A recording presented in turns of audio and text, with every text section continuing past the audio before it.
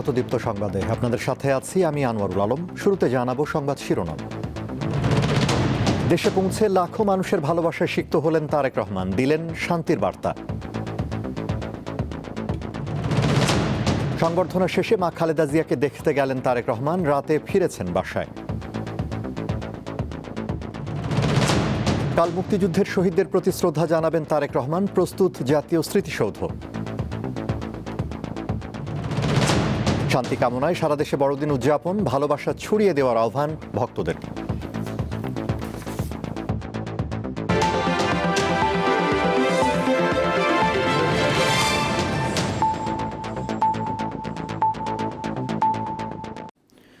এবারে বিস্তারিত।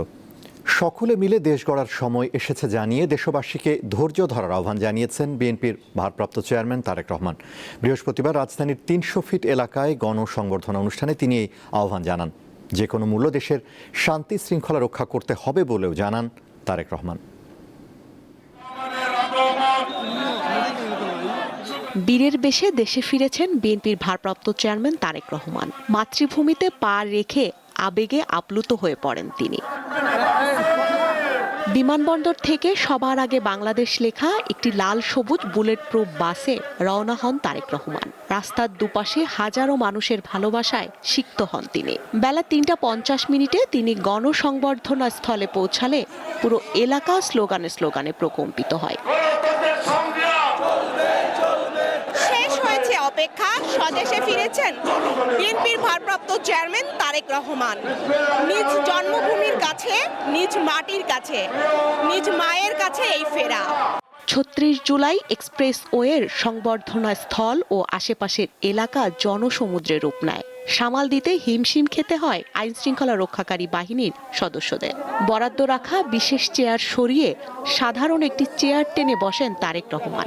এরপর সামনে থাকা লাখো জনতার উদ্দেশ্যে হাত নাড়েন তিনি। ৩টা ৫৮ বক্তব্য শুরু করেন বিএনপির এই নেতা। প্রিয় বাংলাদেশ, এ সময় দেশ পুনর্গঠনের পরিকল্পনার কথা তুলে ধরেন বিএনপির ভারপ্রাপ্ত চেয়ারম্যান। বাংলাদেশ জাতীয়তাবাদী দলের একজন সদস্য হিসাবে আপনাদের সামনে আমি বলতে চাই, I have a plan for the people of my country, for my country. আজ এই পরিকল্পনা দেশের মানুষের স্বার্থে, দেশের উন্নয়নের জন্য, দেশের মানুষের ভাগ্যের পরিবর্তনের জন্য।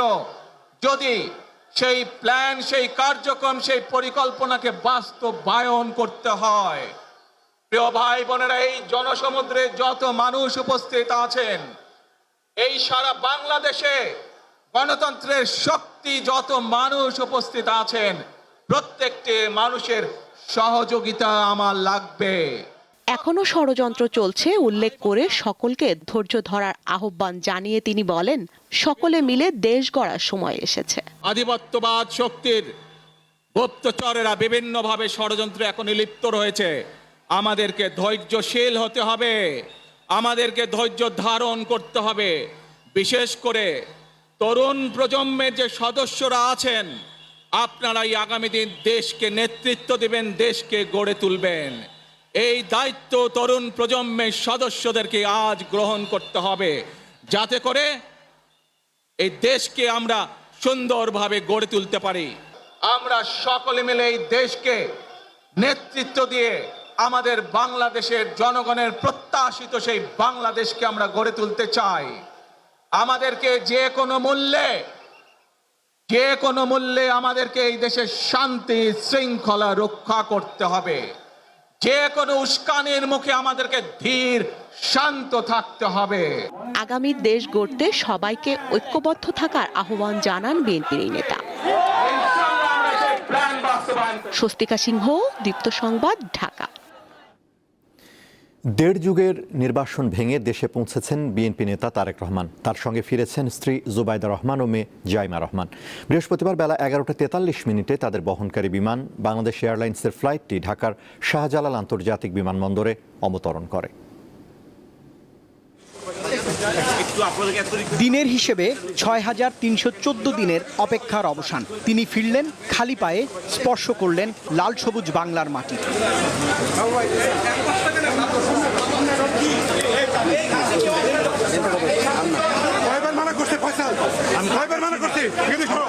প্রিয় স্বদেশে তারেক রহমানের এমন ফেরার সঙ্গী সন্তান, সহধর্মিণী আর আদরের বিড়াল জেবু।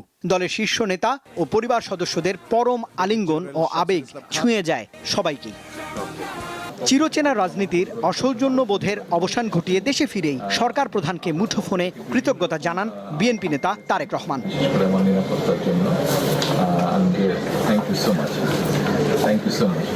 বিমানবন্দরের আনুষ্ঠানিকতা সেরে বিএনপির এই কাণ্ডারি ছোটেন রাজধানীর ৩০০ ফিটের সংবর্ধনা স্থলে, যেখানে অপেক্ষায় ছিলেন লাখো নেতাকর্মী। আগামীর বাংলাদেশ ঘিরে তারেক রহমানের স্বপ্ন কি হবে তা জানান বিএনপি নেতারা। তিনি অনেক কষ্টের মধ্য দিয়ে দেশটা ছেড়েছিলেন একটা সময়, আজকে ফিরে এসছেন সম্পূর্ণভাবে মানুষের ভালোবাসা নিয়ে, এবং মানুষ তার দিকে তাকিয়ে আছে। আমাদের দেশে মানবাধিকার ভুলণ্ঠিত হয়েছে, আমরা আইনের শাসনে থাকতে পারিনি, আমরা গণতন্ত্র পাইনি বহু বছর ধরে। এই জায়গাগুলো প্রত্যেকটা জিনিস মানুষ যাকে ঘিরে এখন আবার ফিরে পেতে চাচ্ছে তিনি হচ্ছেন তারেক রহমান। যারা এই সমস্ত অগণতান্ত্রিক প্রক্রিয়ায়, সন্ত্রাসী কায়দায় বাংলাদেশের গণতান্ত্রিক অগ্রযাত্রাকে বাধাগ্রস্ত করতে চাইবে, তাদেরকে আমরা সম্মিলিতভাবে সকলকে নিয়ে প্রতিহত করব। দেশে ফেরার পর বিএনপির এই রাজনীতিকের জন্য সরকার নিয়েছে কড়া নিরাপত্তা ব্যবস্থা। ১৭ বছরের নির্বাচন ভাঙলেন, ছুঁয়ে দেখলেন প্রিয় মাতৃভূমি লাল সবুজের বাংলাদেশের মাটি। আগামীর বাংলাদেশের রাজনীতিতে তারেক রহমান কী বার্তা দেবেন গণতন্ত্র সুসংহত করবার বিষয়ে, সেটাই সময় বলে দিবে। দলের নেতারা, তৃণমূলের নেতারা, শীর্ষ নেতারা আশা করছেন তার দিক নির্দেশনায় এগিয়ে যাবে লাল সবুজের বাংলাদেশ। রুবায়েত হাসান, দীপ্ত সংবাদ, ঢাকা।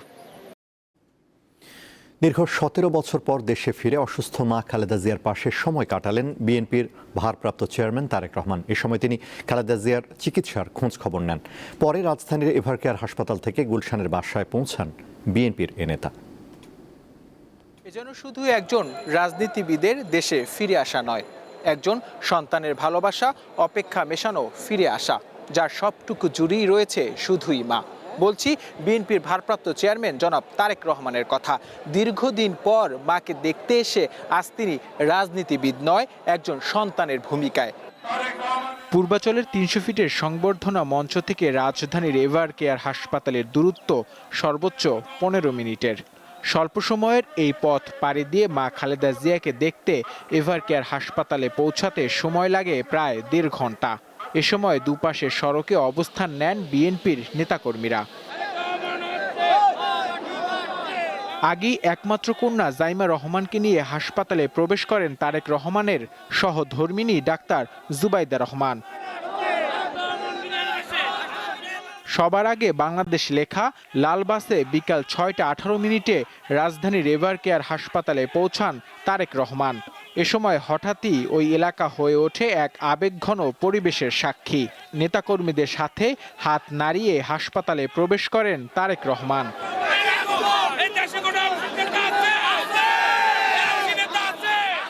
দীর্ঘ ১.৫ ঘন্টা মায়ের চিকিৎসার খোঁজ খবর নেন বিএনপির ভারপ্রাপ্ত চেয়ারম্যান। পরে হাসপাতাল থেকে বের হয়ে গুলশানের বাসার দিকে রওনা করেন তারেক রহমান।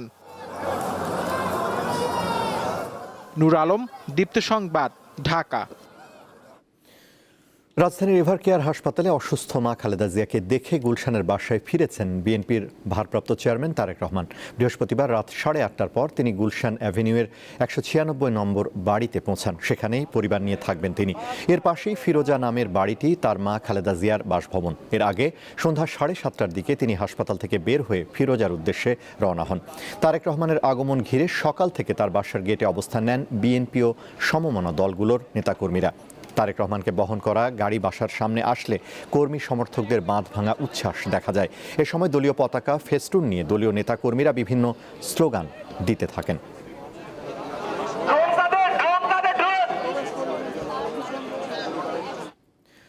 দর্শক, এই মুহূর্তে তারেক রহমানের গুলশানের বাসভবনের সামনে রয়েছেন সহকর্মী হেদায়েতুল্লাহ সীমান্ত। সরাসরি যোগ দিচ্ছেন তিনি। সীমান্ত, এখন তো রাত অনেক হয়েছে, তারেক রহমানের বাসার সামনে কেমন পরিস্থিতি দেখছেন আমাদের জানাবেন?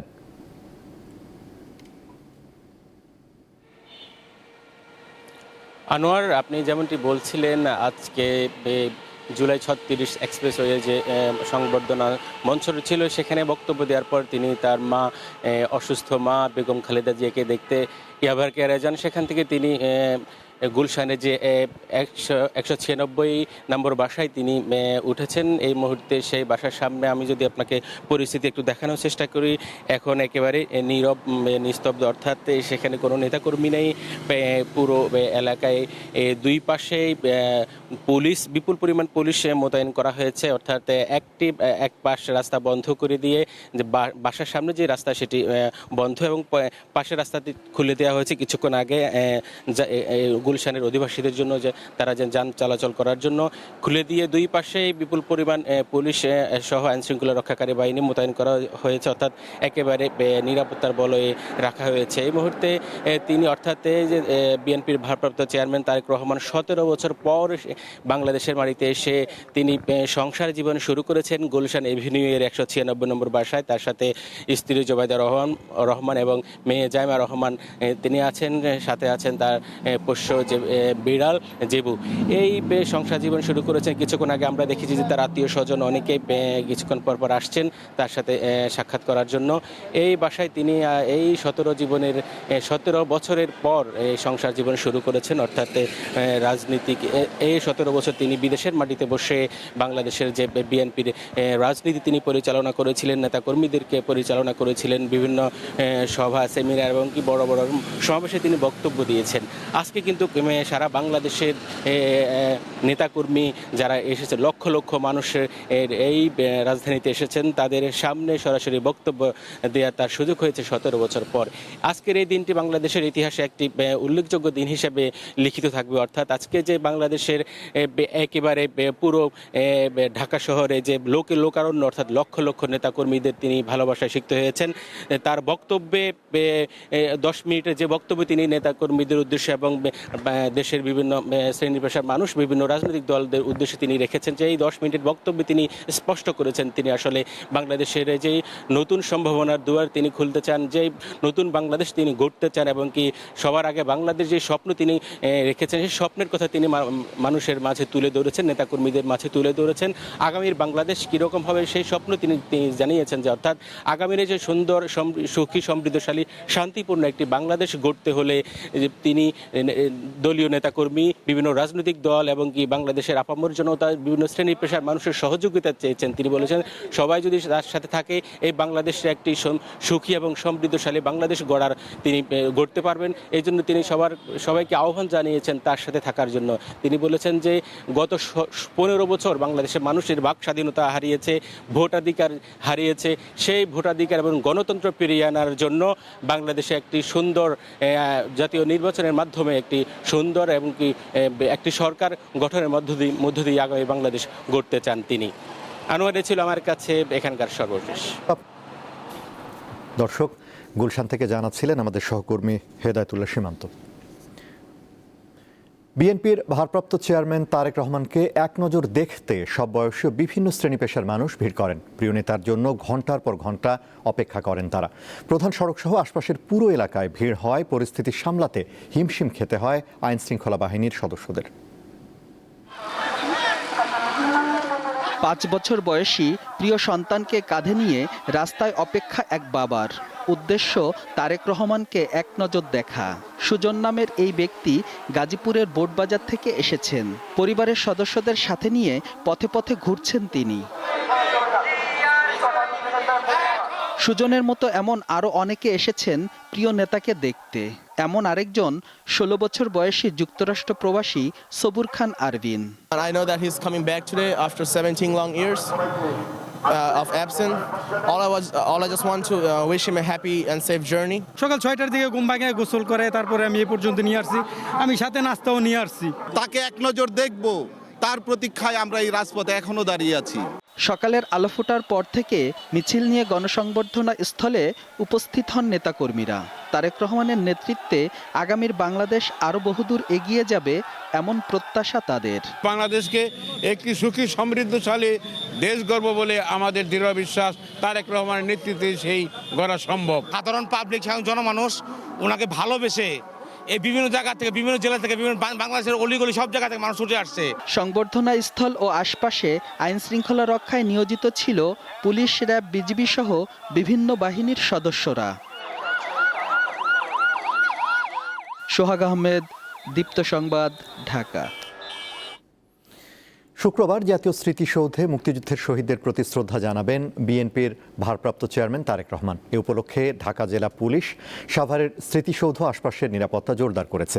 এদিকে নেতাকর্মীদের মধ্যে উৎসবমুখর পরিবেশ দেখা গেছে। সড়ক ও মহাসড়কে শোভা পাচ্ছে ব্যানার, ফেস্টুন ও দলীয় স্লোগান। দেশের মাটিতে পা রেখেছেন বিএনপির ভারপ্রাপ্ত চেয়ারম্যান তারেক রহমান। 3 দিনের কর্মসূচির অংশ হিসেবে শুক্রবার বিকেলে জাতীয় স্মৃতিসৌধে যাবেন তিনি। এজন্য সকল প্রস্তুতি সম্পূর্ণ করা হয়েছে বলে জানিয়েছে গণপূর্ত বিভাগ। আগামীকাল শুক্রবার জুমার নামাজের পরে বিএনপির ভারপ্রাপ্ত চেয়ারম্যান জনাব তারেক রহমান জাতীয় স্মৃতিসৌধে বীর শহীদদের প্রতি সম্মান প্রদর্শন করবেন। সে উপলক্ষে আমরা স্মৃতিসৌধ এবং গণপূর্ত কর্তৃপক্ষ স্মৃতিসৌধকে পরিষ্কার পরিপাটি করে শ্রদ্ধা নিবেদনের জন্য প্রস্তুত রেখেছি। তারেক রহমানকে ঘিরে স্থানীয় বিএনপি নেতাকর্মীদের মাঝে বিরাজ করছে আনন্দ ও উচ্ছ্বাস। তার আসার পথ সুগম এবং মানুষের নির্বিঘ্নে বাড়ি ফেরা পর্যন্ত আমরা পাশে থাকবো। বিএনপির প্রত্যেকটা কর্মীতে একজন করে তারেক রহমান। আমরা আমাদের বুকের তাজা রক্ত দিয়ে ইনশাআল্লাহ তারেক রহমানের সমস্ত নিরাপত্তা এবং অনুষ্ঠানের শৃঙ্খলা সম্পূর্ণ রক্ষা করব ইনশাআল্লাহ। এদিকে যে কোনো ধরনের অপ্রীতিকর পরিস্থিতি এড়াতে নেওয়া হয়েছে বাড়তি নিরাপত্তা ব্যবস্থা। 8 শতাধিক পুলিশ এখানে মোতায়েন থাকবে। আর মূলত যে নিরাপত্তার জন্য নির্ধারিত কোনো সংখ্যা নাই, যদি প্রয়োজন মনে হয় আমরা আরো বেশি পুলিশ মোতায়েন করব। আমাদের মূল টার্গেট মানুষের জানমালের নিরাপত্তা নিশ্চিত করা। দলের শীর্ষ নেতাকে স্বাগত জানাতে সাভার সহ আশপাশের এলাকায় ছেয়ে গেছে ব্যানার, ফেস্টুনে। সাদিয়া চৌধুরী, দীপ্ত, বার্তা কক্ষ। বিএনপির ভারপ্রাপ্ত চেয়ারম্যান তারেক রহমানের স্বদেশ প্রত্যাবর্তনে সারা দেশে আনন্দ মিছিল ও মিষ্টি বিতরণ করেছেন নেতাকর্মীরা। বিকেলে বগুড়া জেলা শ্রমিক দলের উদ্যোগে আনন্দ মিছিল বের হয়। মিছিলটি শহরের বিভিন্ন সড়ক প্রদক্ষিণ করে। পরে দলীয় কার্যালয়ের সামনে সাধারণ মানুষের মাঝে মিষ্টি বিতরণ করা হয়। চাঁপাইনবাবগঞ্জের শিবগঞ্জে মিষ্টি বিতরণ করেছেন বিএনপির নেতাকর্মীরা। বৃহস্পতিবার বিকেলে শিবগঞ্জ উপজেলা বিএনপির উদ্যোগে পথচারীদের মাঝে মিষ্টি বিতরণ করা হয়। এছাড়া বিকেলে কুড়িগ্রাম সদর উপজেলার পাঁচগাছি ইউনিয়নে আনন্দ মিছিল ও মিষ্টি বিতরণ করা হয়েছে। এ সময় নেতাকর্মীদের মাঝে উৎসবের পরিবেশ ও উচ্ছ্বাস দেখা যায়।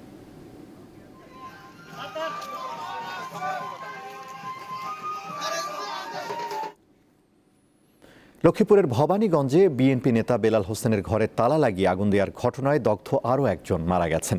এ ঘটনায় মৃতের সংখ্যা দাঁড়ালো 2 জনে। 5 দিন চিকিৎসাধীন থাকার পর বেলাল হোসেনের বড় মেয়ে সালমা আক্তার স্মৃতি মারা যায়। এর আগে শিশুকন্যা আয়েশা বেগমের মৃত্যু হয়। এ নিয়ে সদর উপজেলার ভবানীগঞ্জ ইউনিয়ন বিএনপির সহ সাংগঠনিক সম্পাদক ব্যবসায়ী বেলাল হোসেনের 2 মেয়েই মারা গেল। বেলাল নিজেও আগুনে দগ্ধ হয়ে চিকিৎসাধীন আছেন। এর আগে 19 ডিসেম্বর রাতে দুর্বৃত্তরা বেলালের ঘরের দরজায় তালা লাগিয়ে পেট্রোল ঢেলে আগুন ধরিয়ে দেয়। এ ঘটনায় বেলাল বাদী হয়ে অজ্ঞাত আসামি করে মামলা দায়ের করেন।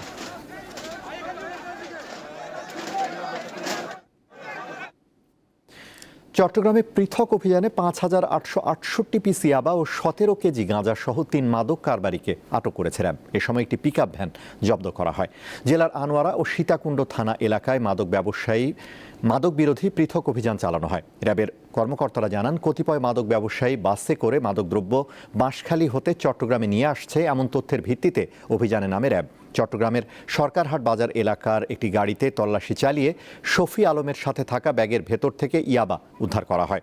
এদিকে সীতাকুণ্ডের ফৌজদারহাট এলাকায় ঢাকা চট্টগ্রাম মহাসড়কের চেকপোস্টে সন্দেহভাজন একটি পিকআপ ভ্যান থেকে সাফায়েত ইসলাম ও জায়েদকে আটক করা হয়। এছাড়া চট্টগ্রাম মহানগরীর চাঁদগাঁও থানার চাঞ্চল্যকর ইমন দাস হত্যা মামলার প্রধান আসামি নয়ন মহাজন এবং তার এক সহযোগীকে গ্রেফতার করে র্যাব। তারেক রহমানের দেশে ফেরার সংবাদ বেশ গুরুত্বের সাথে প্রচার করেছে আন্তর্জাতিক গণমাধ্যমগুলো। বিবিসি, আল জাজিরা থেকে শুরু করে বার্তা সংস্থা রয়টার্স সহ বিশ্বের প্রভাবশালী সব সংবাদ মাধ্যমই তারেক রহমানের এই প্রত্যাবর্তনকে বাংলাদেশের আগাম রাজনীতির একটি গুরুত্বপূর্ণ মোড় হিসেবে বর্ণনা করেছে। কাতার ভিত্তিক আল জাজিরা তাদের শিরোনামে বলেছে, দীর্ঘ 17 বছরের নির্বাসিত জীবন শেষে দেশে ফিরলেন বাংলাদেশের বিরোধী দলীয় নেতা তারেক রহমান। অন্যদিকে ব্রিটিশ সংবাদ মাধ্যম বিবিসি এবং বার্তা সংস্থা রয়টার্স তাদের খবরের শিরোনামে তারেক রহমানকে বাংলাদেশের পরবর্তী জাতীয় নির্বাচনের সম্ভাব্য প্রধানমন্ত্রীর প্রার্থী হিসেবে উল্লেখ করেছে। এএফপির প্রতিবেদনে শিরোনাম ছিল, খালেদা জিয়ার উত্তরসূরি নির্বাসনের অবসান ঘটিয়ে দেশে ফিরলেন 17 বছর পর। পাকিস্তানের পত্রিকা দ্য ডন লিখেছে, নির্বাচনের আগ মুহূর্তে 17 বছরের নির্বাসন শেষে দেশে ফিরেছেন বাংলাদেশের রাজনীতির প্রভাবশালী ব্যক্তিত্ব তারেক রহমান। এদিকে ভারতের সংবাদ মাধ্যমগুলোতেও বেশ গুরুত্ব পেয়েছে তারেক রহমানের দেশে ফেরার খবর।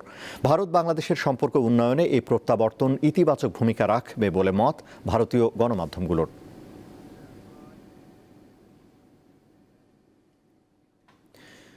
খ্রিস্ট ধর্মাবলম্বীদের সবচেয়ে বড় ধর্মীয় উৎসব বড়দিন নানা আয়োজনে সারা বিশ্বে উদযাপন হচ্ছে। এই দিনেই ফিলিস্তিনের বেথলেহেমে জন্মগ্রহণ করেন খ্রিস্ট ধর্মের প্রবর্তক যীশু খ্রিস্ট। তার জন্মদিন উপলক্ষে বিশ্বজুড়ে প্রার্থনা, ধর্মীয় আচার ও আনন্দঘন আয়োজনে দিনটি উদযাপন করছে খ্রিস্টান সম্প্রদায়। ক্যালেন্ডারের পাতায় ডিসেম্বরের 25 তারিখ মানেই বাহারি ক্রিসমাস ট্রি, নিয়ন আলোর ঝলকানি, সান্তা ক্লজের উপহার আর মজার খাবার। মধ্যপ্রাচ্য থেকে ইউরোপ, এশিয়া থেকে আমেরিকা, সবখানেই থাকে বিশেষ আয়োজন। দিনটি উদযাপনে সাজ রব চারিদিকে। খ্রিস্টানদের পবিত্র এই দিনকে ঘিরে উৎসব মুখর পরিবেশ ভ্যাটিকান সিটিতেও। বৃহস্পতিবার ভোরের আলো ফোটার সাথেই সেন্ট পিটার্স স্কোয়ারে প্রার্থনা ও ধর্মীয় অনুষ্ঠানের মধ্য দিয়ে বড়দিনের আনুষ্ঠানিকতা শুরু হয়।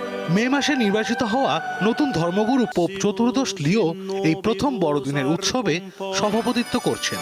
নিজের প্রথম ভাষণেই বিশ্ব অর্থনৈতিক কাঠামোর তীব্র সমালোচনা করেন তিনি।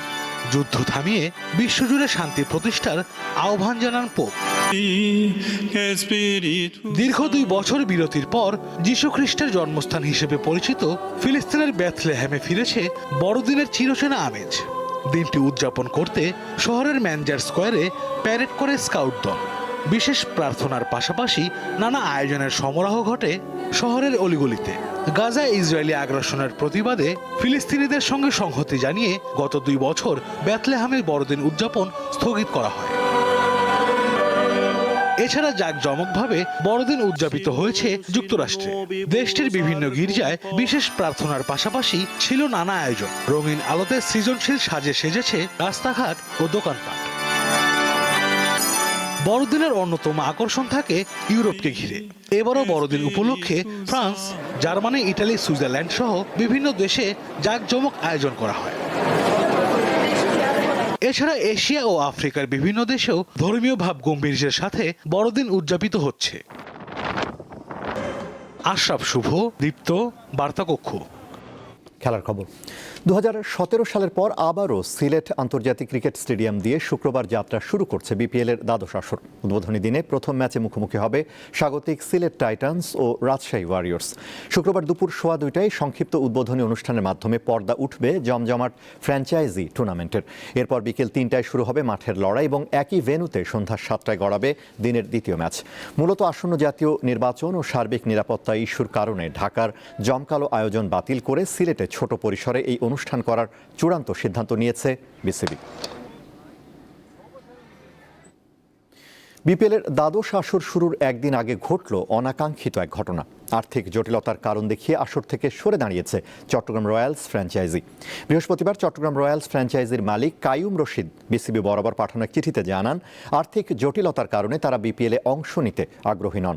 এমন সমস্যায় পড়ে অবশেষে দলটির মালিকানা বুঝে নিয়েছে বাংলাদেশ ক্রিকেট বোর্ড। বিষয়টি নিশ্চিত করেছেন বিপিএল গভর্নিং কাউন্সিলের সদস্য সচিব ও বোর্ড পরিচালক ইফতেখার রহমান মিঠু। এবার চট্টগ্রামের মালিকানা পেয়েছিল ট্রায়াঙ্গল সার্ভিসেস নামে একটি প্রতিষ্ঠান। ব্যাংক গ্যারান্টির পুরো টাকাও দেয়নি ফ্র্যাঞ্চাইজিটি। নিয়ম অনুযায়ী টুর্নামেন্ট শুরুর আগেই ক্রিকেটারদের 25% পারিশ্রমিক দেওয়ার কথা থাকলেও সেটিও পরিশোধ করেনি তারা।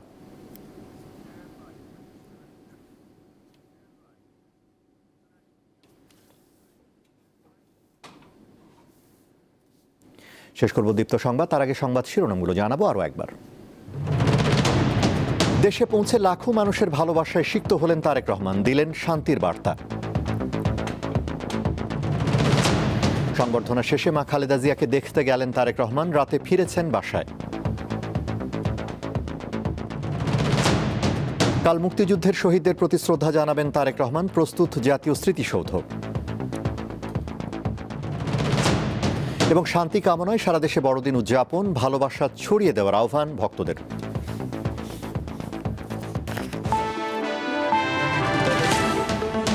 এই ছিল এখনকার মতো। এছাড়া আরও তথ্য বিনোদনের খবর পেতে যুক্ত থাকুন দীপ্তর ডিজিটাল প্ল্যাটফর্মগুলোতে। ধন্যবাদ।